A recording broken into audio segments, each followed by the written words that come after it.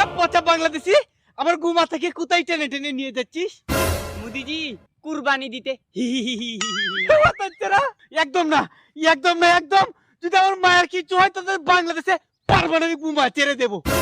এ মুদি পাগলা, এটা কি তোর ভারতবর্ষ পেয়েছিস? এটা হচ্ছে বাংলাদেশ।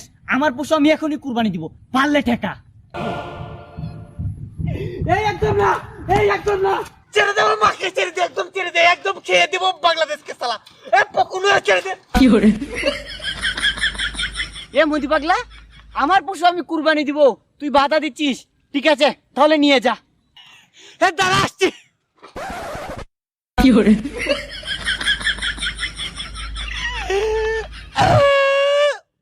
মাথাটা ভেঙে গেল, দাঁড়া আসছি।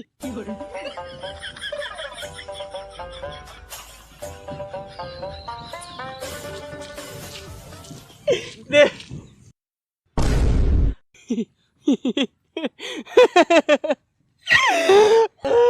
এই থাম, অনেকদিন পরে তোকে বাংলাদেশে পেয়েছি, আজকে তোর মায়ের বদলে তোকে কুরবানি করবো। আস্তাগফিরুল্লাহ, কুত্তা কুরবানি দেওয়া ডাইরেক্ট হারাম। কুত্তা কুত্তা কুরবানি হইতো না,